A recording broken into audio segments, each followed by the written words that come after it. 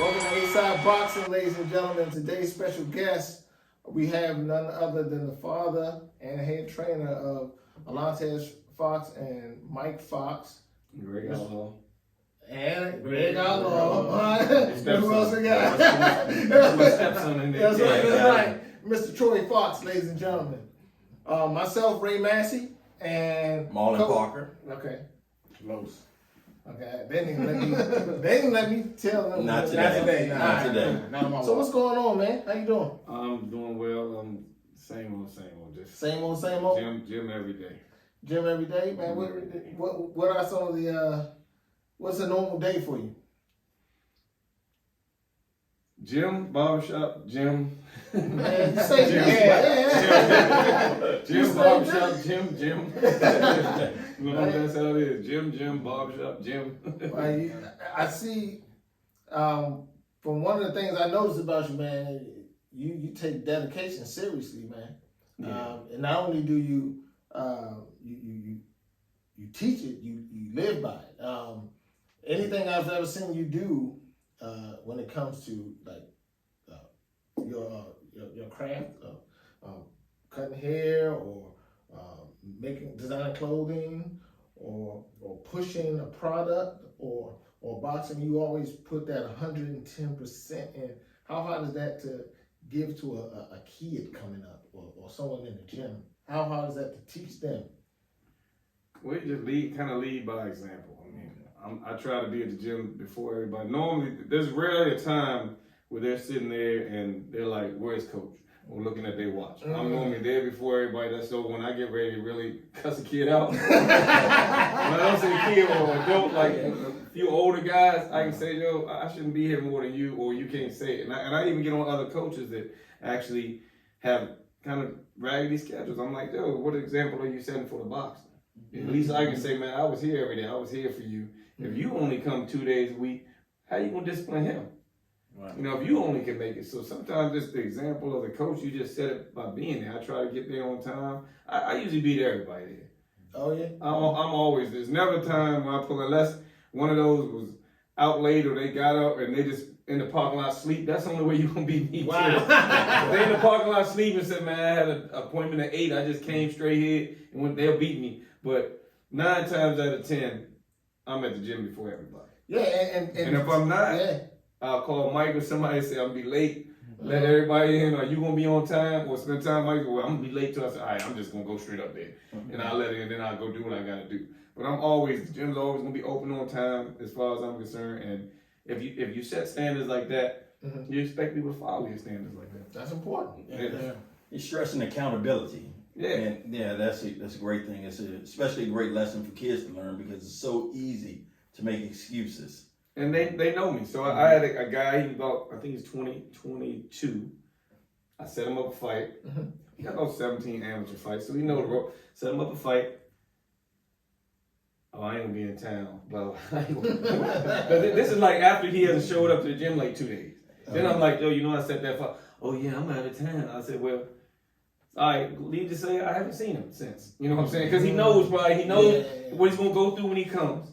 And then I told him, I said, "I'm not setting you no more fights up. So I don't know if you get the fights, I'll coach you, but I'm not doing it because actually it puts me in a jam because other people come from other states and stuff. They think they got a matchup, and all of a sudden you tell them, no, this kid, he's been training for this fight for 3 weeks. All of a sudden, and you knew about these dates. It ain't like I popped it up on. I told him about these dates. I said, I told you the April 2nd, April 9th, we got fights coming up.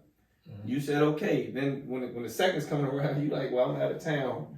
So, I mean, I'm really disciplinary for that. I don't really tolerate that because it's a waste of my time. It is. It's a waste of my time. And it just shows, and if he'll do it on an amateur fight, Do it on the pro. he'll do it on a pro fight. Yeah. They're doing it on a pro fight. Wasting people's time. Yeah, wasting everybody's time. Then the promoter's looking at you like, "Who is this guy?" You know, Right. And he told me, you know, then you looking stupid. They don't care. All they know is he's not here. Exactly. Like when Los was late, we just Right. Right on time. Right on time. Because I was ready. Oh, man, that was on time. 210. That's all I say. 210. Hey, that was adjusting the chairs and everything. We just moved this chair out. Exactly. Yeah, we've done. This side of the table got hot. You know? So Fox, I know you've been. tell us about how long you've been doing this. I can remember way back when you kind of like you first started. Well, I think you first started. So what got you into the game of boxing? I know you've always been a big fan of the sport. So what got you in, and what helps you motivate these young kids and up and coming fighters? Tez was playing football, and he was playing. Back then, they played like kind of about the age of 7 to 9, with like 63 pounds or whatever. Blah. Right. So he was playing football, but he was at the bottom. He made the team, but he was like the 7-year-old playing with the 9-year-olds. So that kind of toughened him up right there. And then afterwards, the fathers called me and said, "We going over Hillcrest, and we're gonna register for boxing. You want to come to boxing? We're gonna put Tez in." I was like, "All right, fine." So we go there. Now I don't know nothing about boxing. Right then, you know what I'm saying? What I watch. I don't know nothing about coaching. Exactly. I don't know. My thing, like, I'm like any other father. He your size, you should be able to whoop him. You know, that kid was your size, you know what I'm saying? Just But killing him. if you know it, if you know the sport, it don't work like that. So when he first in there, and this actually kind of strains our relationship today, I was kind of hard, because I'm like I told him, I said, "You don't have no manual for this." I didn't know. All I know is, this is how I toughen you up. You know what I'm saying? Come on, man, blah, blah, blah. You know what I'm saying? Everybody goes through that. That knows, but so every day he would cry like every day. But I didn't know, okay, now you really got an 8-year-old in there with 10-year-olds. There's a muscle difference. There's a strength difference. Right. You know what I'm saying? They putting hands on him. You know what I'm saying? They putting hands on him. I'm like, man, toughen up. So he stuck around. They actually, the next year came around, they played football again. He stayed in the gym, played football, but he did both. Did basketball, but he did both. You know what I'm saying? They came back. By the time they came back, within 3 months' time, he was beating the crap out of both of them. He one of them could touch him. They were like, "I just can't hit him. You know what I'm saying?" Wow. The boxing kicked in. It took like 3 months. That's why I say it makes a big difference. And I had to learn too. He would go play football. I would bring him back to boxing. Everybody would take a fight with him.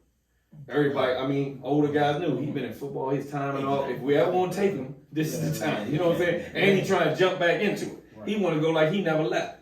And he would come back and everybody would take a fight. He would lose his fight. And really, I didn't know no better. I'm just like, come on, man, do better. But I'm not like, your time has been off. You've been away. These kids been in the gym. They've been staying. They're all around boxing. You're just boxing. You know, you're doing it, but you're doing two different things. You're not focused.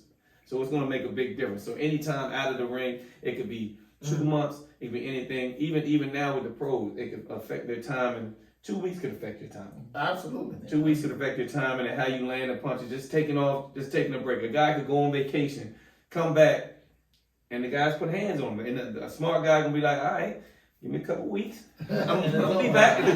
Y'all enjoy this while it is. Enjoy it like it." But somebody else would be like, it might break some people. I've seen people come back to the gym, get hands put on them, and quit. Like, "Oh man, this dude shouldn't be hitting you like that." Nah, he stayed for the last year. Exactly. You decided to take a break and come back. He's not the same kid that you was spawned when you left.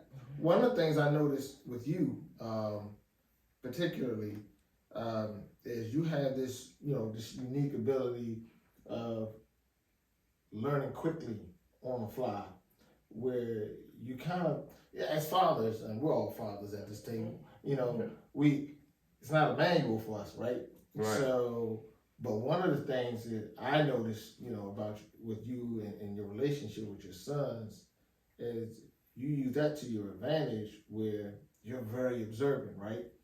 And it really fits your role. I mean, because do you feel sometimes there's a sense of artistic gift in there where you can kind of see things before they actually manifest, because no one had more confidence in where your sons would be today than you. And this was back then. You know what I'm saying? No one could convince you otherwise. And that was probably more of still not knowing what, you know what I'm saying? Because I tell people now, you can have, my son's a good fighter and stuff like that. Don't get me wrong. I had a kid before, man, was winning everything. He won it. It wasn't a tournament out there he didn't go out and win. Right. Silver gloves 3 times straight. You know what I'm saying? Title, whatever you name, he won.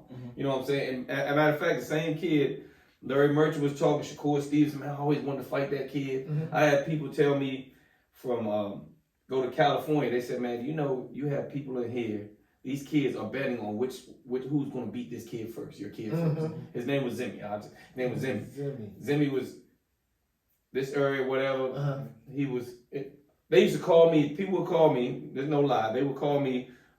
What division you putting Zimmy in? I'd be like, I'm putting him like 85. They're like, all right, it'd be clear. And some people that didn't know, still trying. But anybody who had a gym and really was trying to maneuver a kid, be like, where you putting Zimmy at? Because like basically, I know my kid can't be Zimmy. So you know what I'm saying, which is kind of smart. I mean, if you know it's a better way, you might as well just go ahead and say, look, man, we gonna move you up or you gotta go down. But all it takes is boxing. That's how it works. Yep. And that's how it works. And you know John White. Yes. So yes. He'll tell you this story because he'll say, man, you the John reason White, why. For those who don't know, that's Jordan White's father. And coach, right? And coach. Right? Now Jordan, funny story. impeccable boxer.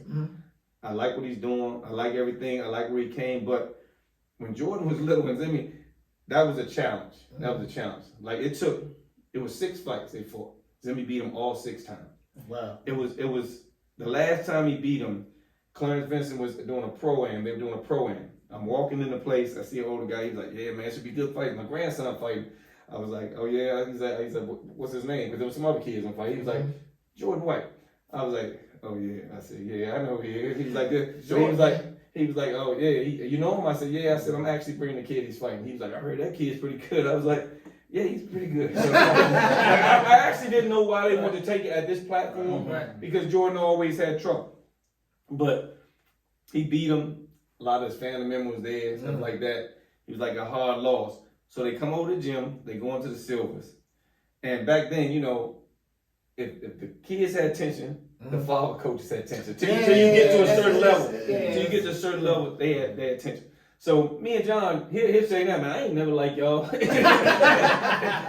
But as time went on, when you mature, you realize, man, they doing the same thing we doing. Exactly. Take the other petty stuff out of it, and we probably get something. So they come over to train. I'm watching him and Zimmy spar. They both go out of town. I said, John, let me ask you something. What weight are you putting him at? I said, what does he weigh? He said he weighs about 83. I said, I tell you what, let me put Zimmy at 85. You put Jordan at 80. They can spar all they want. Come get all the work. We go out of town. Let's clean up on the train. That's how it was back then. First thing he said, man, well, we ain't no suckers, Fox. I'll never forget. I was like, yo, it's not about being suckers. It's no. Eventually, I'm gonna have to. If you're gonna put him at 85, eventually I'm gonna cut this spawn off. Right. You know what I'm saying? I'm not gonna keep spawning them. I said, let's let them work together. They get all the best spawn. I said, who do you get better than Zimmy? You know what I'm saying? He's like, nobody. I said, Zimmy don't get nobody better than Jordan. Right. Now, Zimmy might could beat Jordan, but a lot of other people couldn't. It was just Zimmy. So John said, all right, we can do that. He agreed to do that. And that's probably what really got us in sync. We pretty close today. They both went out of town. They both won the tournament. Eventually Zimmy ended up quitting, but Jordan, he went on to Colorado doing stuff. And right now, WBC, got the WBC junior belt. I saw that fight. I was there. Jordan came off a loss early in his career. He's picked it up. His skill level, everything. He's to say Zimmy beat this kid 6 times is really a salute to Jordan. Because that's like, I could name plenty of kids Zimmy beat. You know what I'm saying? It would mean nothing. They'd be like, yeah, my guy beat him too. But not too many people beat Jordan. Yeah. You know what I'm saying? But that was just, and John would be like, if it wasn't for Zimmy, we wouldn't be here now because we was training hard. He was our motivation. My first time meeting Jordan and his father John. My first time meeting him? Where? Hillcrest? Here. It's so small. It's a small world. I see this young guy. There's fire in his eyes. Man, he walks through, man. I had at that time, I was doing a little renovation. I had my trophies and stuff up. And he said, "Oh, you box? Yeah, I box." And I said, and I looked at him. I said, "He looked like a." Oh, you just came. We wasn't coming to get an interview now. They work like you. He had other, trades working, and this is a process of him working and with his dad. Oh, they were doing some work. Skills, learning skills. Okay, yeah. And so he comes in, and I said, this young guy, man. Yeah, he looked like a 19 or something like that. I'm looking at him, I'm like, yeah, he a fighter. And he said, oh yeah, I fight. I said, really? And we just got to talking, And it's so amazing how big the community is here and how small it is at the same time. But believe it or not, like I said, that's the first time I met Jordan White, was in my basement of my house. And I learned his story, and I talked to his father, John, gave me some great advice. But like you, I can see the similarities, the father-son relationship, and how, no pun intended, you can get lined up by Mike or Tez in the ring or out the ring in the barbershop. Because these guys are great fighters too. Right. I mean, these guys, not only do they possess a unique talent for the sport, they also have other skills. And that's something that what I see between you and John, you guys instilled in your sons, and that's only going to benefit them. You know what I'm saying? It was, look, to be honest, I had to force Tez to cut hair. Get out of here. He would tell me, Tez would tell you right now, and I ain't being no Bob Homer, because I said, look, you want to be a pro. Right. I said, name another profession you can go into and make your own schedule and work around. Man, he fought me tooth and nail on this. now I look at him and I would want to just smack him in the back of the head. Yo, you make everything, all these decisions you want to make, it's like you, I'm trying to help you out. Right. Now he loves it. You know what I'm saying? Now he loves it. It's a quick way to make cash, makes his own schedule. You know what I'm saying? He works for himself. He just didn't realize it. At the time. I mean, sometimes it's just like, I think I want to do this. And like I said, if there's anything else you can do it. Fine. As long as, but don't say nothing when something else starts getting in the way. Right. When your boss says, oh yeah, you can't get off no more. I myself, and this is the funny thing, I see a lot of people and what people are doing and like houses, like, it's a nice house right here. And I feel sometimes, was this the right choice? You know what I'm saying? No, I'm just saying, because I can work a job. I can do that, and sometimes I wish I might have tried to work a job, because I mean it's a hard road, ups and downs. Look at where we could be. Like I tell them, boxing about opportunities. We could be a lot better place had the guys took advantage of the opportunity. Even look at the last fight with Mike. I mean, when stuff like that goes on, you kind of like, yo, can we ever win? Can I ever win? But I'm saying, That was crazy. I'm gonna tell you the other can side. I ever win? I'm gonna tell you the other side of that story. There's nothing worse, and I get this quote right, but dying while still alive, by seeing someone live their dream and do their passion, and you let yours go, and you had the same fire, but you just quit on yours. And when you start seeing people live their dream. I remember hearing Rashid Hammond's father always say, he used to say this, he said, I never work for nobody. And he said, I'm gonna teach my sons not to work for nobody. And then when I see, I think like maybe 10 years ago, something like that, Rashid professed on social media, this is the last day I work for somebody else. I work for myself. And you see people actually doing it. Like working for themselves, breaking the mold, breaking the paradigm that you gotta work for somebody. You can work for yourself if you're gonna work for somebody. You can make your own time. And I just think that's dope. Man, you know me, I've always worked barbershops or something, I've always worked. But I can say this. It ain't bad sometimes being that employee. You know what I'm saying? I don't know, man. First of all, no business is going to work unless you got solid employees. Right. You could grow, and this is what I've learned. I don't have to. Like you could say right now, look, we doing a TV show. I want you to be on it. Back in the day, I might have came in, well, what's my role? Where I'm gonna be? Now you'd be like, how much is getting paid? Where do I sit? Where do I sit? Because I can just participate. I don't have to lead. I can just participate. And like I said, sometimes I'll never forget like going in the rings and stuff like that, and knowing you on TV and watching my sons compete and watching Greg compete and watching all the guys I might have to beat. Tony, I did a lot with Tony. And back to some, Tom said some long time, your old trainer, Tom Brown. He said, the worst thing to happen to a good boxer is a good job. Yeah. Oh yeah, because you're gonna have so many ups and downs when you turn, unless you just like one of these Olympians, and even they have a little trouble. But unless you got one of the Olympics, you got the big signing bonus, everybody behind you. If you just a regular guy and you got to go home and say, yeah, my opponent didn't show up, and your wife like, so we gonna do about these deals? Like, you was supposed to make 3,000 on this. I mean, you promised. I've been sitting around here watching you run. You promised, and that's what I said. Like Nesto, look, Nesto, 6-0 as a pro, quit. Quit, you know, say Nesto had, back in the day, a good fight with Floyd, went the distance, you know, some people got clipped by Floyd, but if you could go the distance with him, you had a little something with you too. You know what I'm saying? But the police checks come every week. You know what I'm saying? And he's like, you know, they come every week, but who knows where he could have been or with somebody. So sometimes, even with Tony, like I've been Turkey, Paris, I've been a lot of places through boxing, you know what I'm saying? Turkey twice. Wow. Paris, London, you know what I'm saying? Been a lot of places free of charge. People like, oh, who doing your travel? Well, I said, man, we don't pay for nothing. We don't pay for nothing. That's you a know life. what I'm saying? That's a life. You living. Yeah, Dude, I you mean- living. You're not waiting on the duty. Anybody who's flown Turkish Airlines knows the food is pretty good. I gotta say, obviously, I'm talking about the food. It was an adventure, you know what I'm saying? But sometimes you just weigh the options and you wonder, it makes you, like I said, especially that last fight with Mike.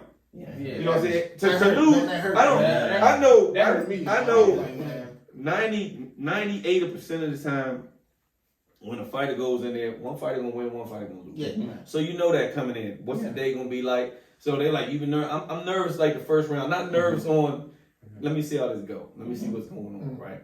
But I mean, when it all boils down, I mean, you love the action and everything, but sometimes you just that right there was a fight that just made you say, Joe, am I wasting my time? Right. I mean, Yeah, you no, know what I'm saying? When I see something like this go on, am I really like when that fight was over? This time, I'm normally kind of like, okay, let's see this. I'm like this. I smacked him on his butt. I said, man, jump on them ropes, man. You're a world champion. Yeah. Yes. You're a world champion Right. now. You know what I'm saying? We did it. Right. To see like him, like Joe, like he looks over like, do something, Dad. Exactly. So I just laid back on the ropes like, Joe, it's nothing that can be done. Yeah. I don't know what's going on. It's nothing to be done. If it wasn't for like Lennox and they requested Mike, like a lady came and said, we've been looking for you all over. Lennox didn't want to talk to you. I mean, they had a great talk with Mike, made him feel, it's like, man, you've grown so much as a boxer, you've done this. He said, and then, you know, Gooseman was like, well, let's say he's a Venezuelan belt, you know what I'm saying? Venezuelan fighter. Yeah. He's like, you know, put the two, he don't want to go too far. I understand his job. You gotta protect You know what I'm his saying? brand. Protect his job. He don't want to go too far, but he knows what's going on. Exactly. Skin in the gloves, all that, you know what I'm saying? I'm like, yo, you have people there that are watching the gloves. So somebody, and then everybody like, oh, it wasn't me. Somebody should have been like, well, who was in this? There has to be somebody responsible for this. Some sort of accountability. Yeah, it all just, that was just a sign of how it was going. But when the fight was going on, I'm like, dude, I told him in the corner, I said, you got 3 more rounds. You give me 3 rounds like the rest of these rounds, you're a world champion. I heard Yeah, I that. remember. You're a world I heard champion. that. All you got to do is give me 3 rounds just like that. You ain't never You know what I'm saying? one thing I like about you is your integrity.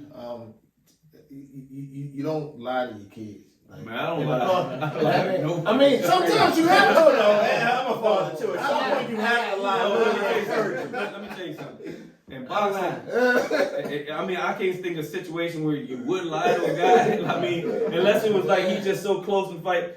Story with Tony. We fighting for, I think, WBC Intercontinental belt, right? Right. Fighting the dude Solis over there. They doing the scorn. So we get to the corner. I'm like, Tony, I know the way you fight. I know your style. I know what you think. I said, you're losing. You're losing this fight. I don't care. He was like this, nah. I said, we going to 4th round. No, we going to the 5th. I said, 4th round. I said, if I'm scoring it, I'm listening to the crowd. I'm looking at everything. I'm looking at the fight going on and how you fight. I said, I know your style, but you're losing. He was like this. Boop. No. So they come around with the scoring. They come around with the scoring. You go do that round, the 5th round, come around with the scoring. You're losing. Everybody's like, you're losing. He was like, man, watch this. But he just needed. He needed me to prove to him. Like, he might have debated, to be honest. We could have went every round. Joe, I think you're losing, Joe. You got to step it up. Man, you don't know what you're talking about. We could have. But the fact that I had that paper, I said, Joe, one judge had you winning 1 round. Everybody else had you losing all these rounds. He was like this. oh man, watch this.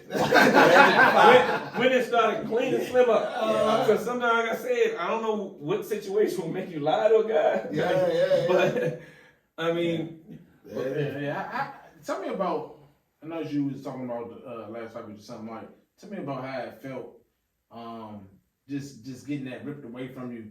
I was watching that fight, I jumped up, I yelled, I said the same exact thing that you said, raise your hand, this is your belt. How hard is that for you to come back after just disappointment like that and So- the politics of boxing? we're in the back. Mike about to cry. Of course, he upset. I said, nah. I said, don't let them take this from you. I said, yo, you look spectacular out there. Do not let them tell you that you didn't do a good job out there. I said, bottom line, I said, I'm gonna tell you something, Mike. You're gonna get more popular off this loss Yes. than this win. I said that back there, he'll tell you. I said, you're gonna be more popular off this loss than this win. I guarantee you. I said, do not let them take this from you. Do not let them. The next day, about 2 more days, he's verified on Instagram. You know what I'm saying? Yeah. He got to check on Instagram. People all over. He said, man, I got like in a few days like 3,000-4,000 followers just like that. You know what I'm saying? Just trying to see. He said even people from the dude's country was like, he lost. The dude just fought again. It was in Spanish. It was like a little clip, but only thing they were like, Michael Fox. They still, I'm like, good. Everywhere you go, even in I don't know what they're saying, but they said Michael Fox. Michael Fox. It's looming over his career. Yeah. They know he's walking. It's true. Sometimes, even in life, it even ripples in life, where sometimes a loss is necessary. A loss is a humbling experience, and sometimes when you lose, you win. Sometimes. On rare cases. I know we can only be personal, make personal testimonies for our own lives, right? And I always look back in those moments when I lost. I saw the richness in reliving that moment because I learned everything I did wrong, and I was able to be better the next time around. I didn't get too many rematches, but what I learned though was invaluable. I learned different techniques. Like I go, man, I should have turned that on earlier. I'm gonna do that for the next fight, and the result was different the next fight. That feeling though that you were talking about, man, we all have it. We have it on a different level. I remember I fought Zaire Rahim, and at the end of the fight, I remember Chop, Sean, all of them screaming. I cried like a baby. I mean, I couldn't stop. Eyes welled up. My brother, everybody came outside. And I beat that boy, and I knew I beat him. And he said, raise your MF hand. And I was done. I was heaving. I ain't had nothing. And when they all cheated, when I raised my hand, even though they said I lost, I was confused. I was like, I had a moment of confusion because everybody was cheering for me, even though I lost. And I was just like, wow. You know what I'm saying? Yeah. But those moments, though, they stay with you. 2 things. And they teach you things. I tell people 2 things. Number 1, amateur boxing is judged by amateur judges. So don't let that determine your career. Remember, there's nobody, you got some guys that's been around there for a long time, but the truth of the matter is, who likes to really just say the judge does your amateur boxing? People see you as an amateur boxer and they pick you and they ask you, would you like to do some pro stuff? Same way with a regular boxer. Some of these guys, this is as far as it goes for you. You know what I'm saying? Those decisions you're making, this is as far as it goes for you. You know what I'm saying? You have to get the international experience, really get your judging up, and then you might get the pro level, you know what I'm saying? But you don't see a lot of, Malik, Waleed, Brent, but a lot of them didn't go to the pro level of reference, so you can't really give them that. And then, to me, I tell all the guys, a loss in amateur boxing is really only a loss if you don't learn from it. If you learn from it, because the truth of the matter is, it's harder to teach a winning fighter than a losing fighter. A fighter wins, now, and they get on me all the time, man, you ain't never, I said, my job, look, all your fans did this. Everybody, hey, man, good fight, blah, blah, take a picture. That was their job. They did job. My job is to now look and say, you dropped your hand too much in the third. You know what I'm saying? And they like this. Typical tough day. That's how my kids. No, not no dad. For any fighter. I'll be like, Joe, you had your enjoyment. Everybody else did that. But it was my job to point out. So we broke that. My job to point out. And a lot of them be like, Like, damn, coach, I can't. I said, yo, we got to learn from this fight. Just because he didn't take advantage of it, wait till you get to a level. Like, I got a guy that just turned open. I'm like, Joe, you're so pressed to go open. So pressed to go open. I said, it's not going to be as easy as you think. I said, some of the stuff you was getting away with, I can't protect you no more. You know, even though I said, man, you got to, that's what your time in those 10 fights, those are your time to grow. Actually, when he got around 4 or 5, I was about to say, man, Joe, I probably can't do it. He was getting a little big-headed. He's 10-0, so he hasn't lost a fight. Yeah. Like, man, I can't wait to go open. I said, Joe, just wait to go open. I said, because some of the mistakes you're making, you're not going to be able to make those with these guys. You're open now. So when people say, well, how many fights he got? He open. He open. There's no more, well, he had 17 about, I just be like, he's open, man. I mean, you chose to open fight. I mean, if your guy's open, it doesn't make a difference. You know what I'm saying? Yeah. So, and I'm telling him that some of the stuff that you've been getting away with, you're not going to be able to get away with at a higher level. This will be his first Golden Gloves. It'll be his first open tournament, stuff like that. And I wish I'm not wishing nothing bad on nothing like that. I mean, he actually shines, looks good. He actually could be a good fighter. But you got to realize that there are levels to this. And some of the stuff you get away, that's why you tell a guy, you might have to tell him after all that Monday. Look, this is what I saw in the fight. And they'll look at the fight. You can literally see in their eyes like, man, okay, so what? I dropped my hand, but he wasn't doing. Yeah, but the next guy will. The next one. They study tape. They study tape. The next guy will see that all the time. The next guy will Right. see as much as you do, and he'll go on the odds. It's my job to see what he's doing wrong, what maybe you're doing wrong. I'm like, Joe, you let him shuffle his feet, you let him cross. I said, you see how he kept walking right here? I said, how is he gonna throw any punches with his legs like that? I said, that's the stuff I look at. That's what I look at. If a dude clicking his heel, a lot of guys click their heels and stuff. I said, you gotta catch him in that click. A lot of guys, they're spawned. I said, Joe, he got bad habits. Every time he get hit, he touches his head again once or something. It's something like, I got guys that touch their head again and then adjust their cup. I said, Joe, you gotta break it down. I said, in a fight, it might not be a head getting cup. It might be every time you do something, it's this or something like this. Catch him doing this. I used to know when a fighter was fatigued that I was fighting when he started doing, like, playing with his mouthpiece, chewing on it, breathing. He ready to quit. He can't breathe. He ready to quit. He's showing frustration. Body language. See, we body language. We show fatigue in the weirdest way. Like we'll keep doing this, or we'll keep like chewing on the mouthpiece. That stress will manifest itself. It's something you just got. Coaches everybody like has him, something. They find it. Everybody has something. It could be the way he resets. It could be the way he bounced out. I can tell if a guy usually. I mean, everybody can surprise. I can tell if a guy can fight backwards. I can tell by the way he's going. I said, Joe, the way he moves backwards, he has no intention of throwing no punches. He's just moving back.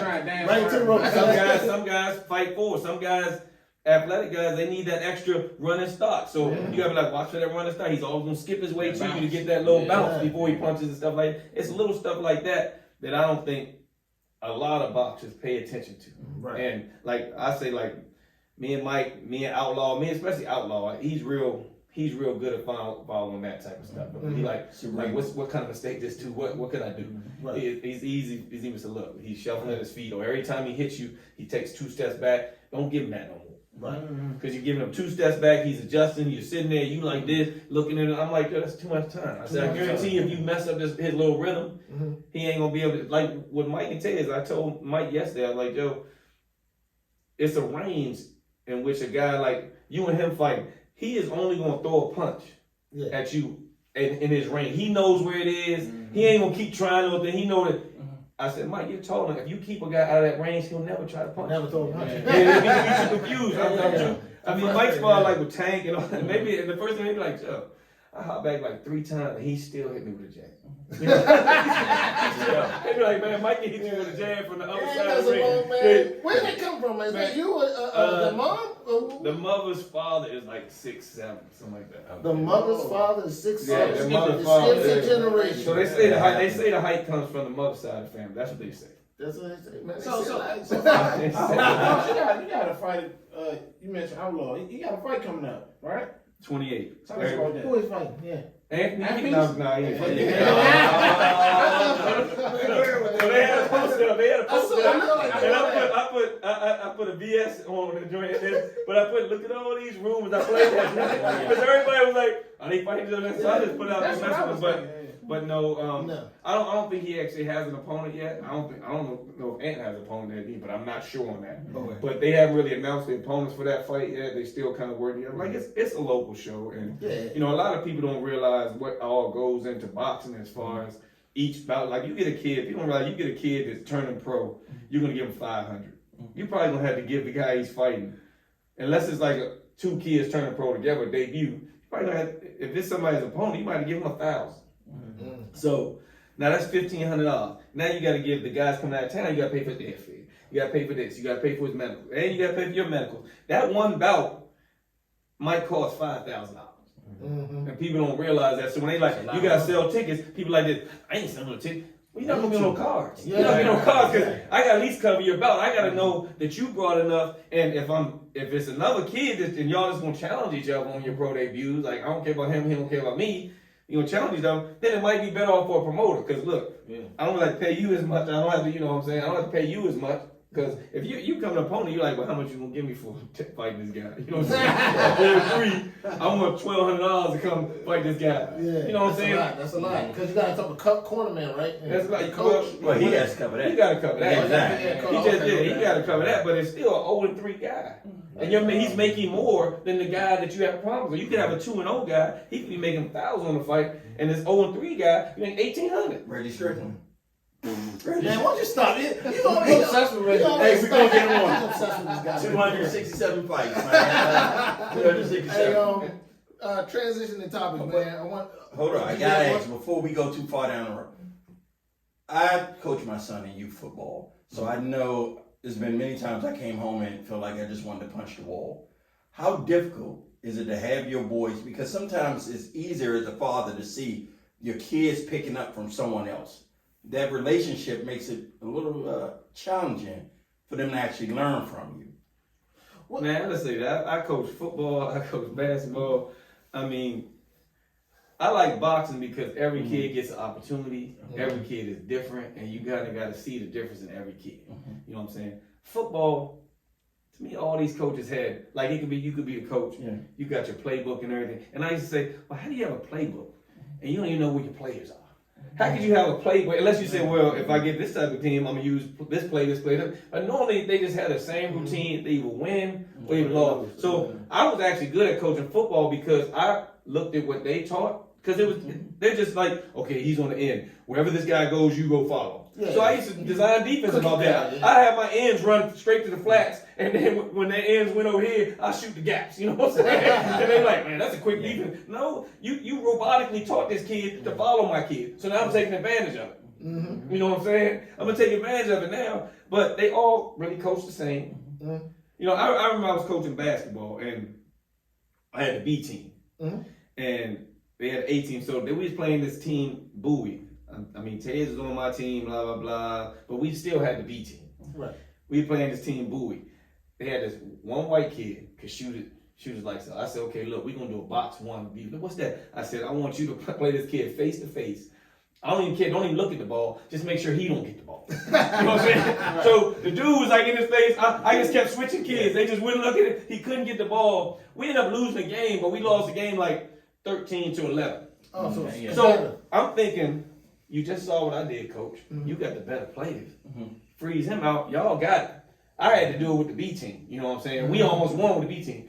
When I tell you the 18 lost like 36 to 10, you know what I'm saying? I'm like, so you just will say, I'm not going to do what he did. I showed you how to beat this team. You got the better players. But coaches are just in their ways. That's why, like, I don't mind showing boxing tips because half the people will be like, nah, I ain't doing that. Just not to do it. They're not going to sit and say, it kind of looks kind of smart. Because I go anywhere, I go to any gym, and I'm going to find out two things. What to do or what not to do. I'll steal anything from anybody. If I think it's a good idea, that's why I'm here. I'm observing, seeing what's going on. Okay, I'm not going to do that. Well, But I will So do they that. got to put your picture on the wall when you come up in the gym. Like, I need discount mark. Don't let him in.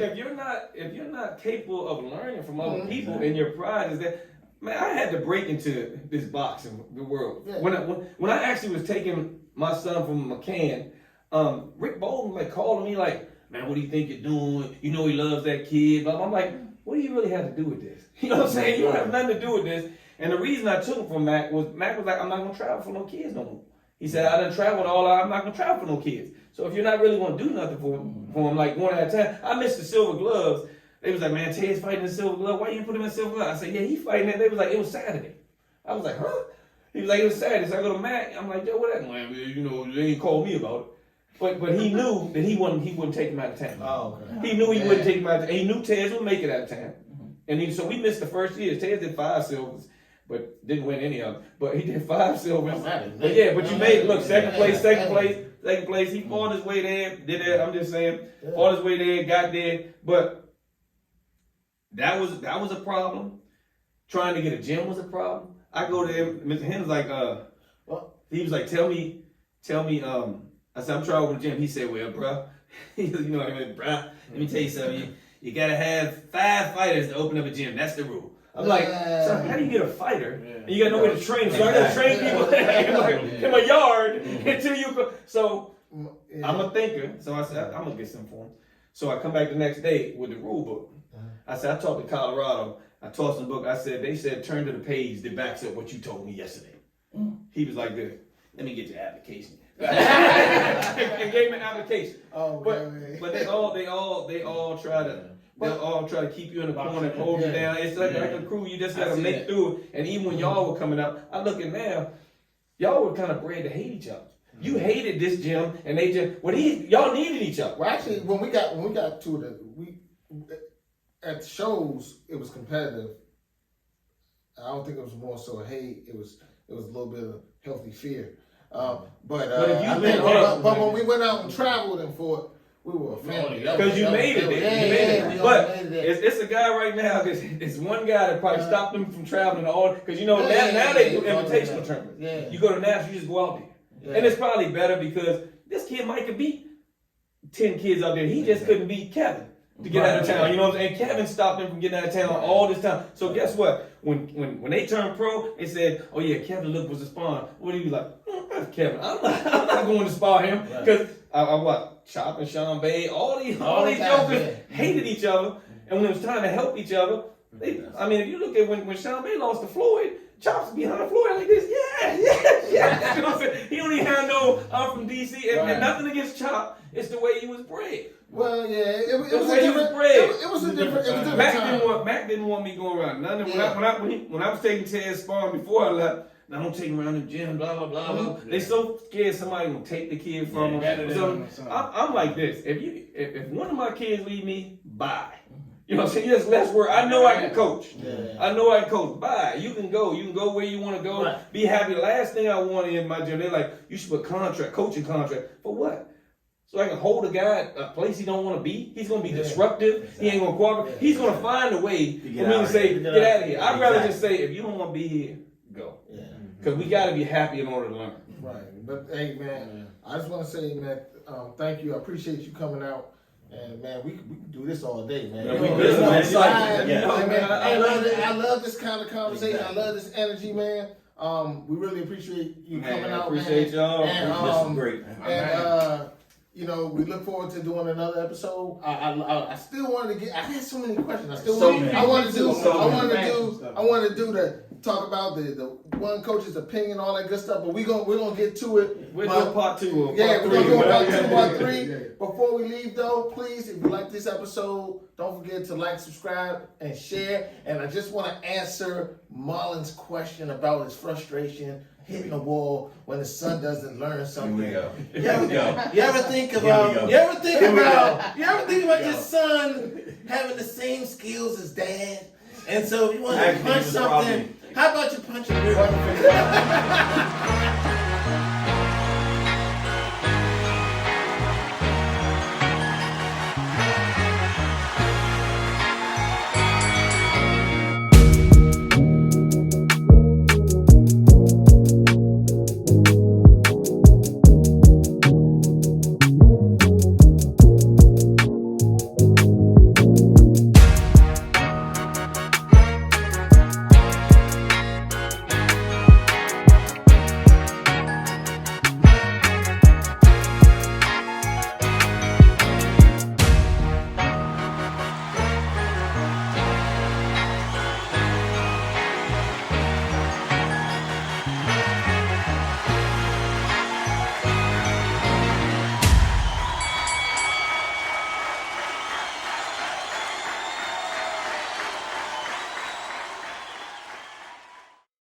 Well, he actually had more skills than That's what that. you're saying. You're probably gonna have to find a way. Well, he's Somebody 22 now. And Oh. we're done right there. We let someone else coach. He's like, yeah, you coach. Yeah, we done. We done. I'm not about to give some advice. He's no man, but He was no man. he got him nervous. I still feel it. Just still woke up. He could have been much better. Cut, cut, cut.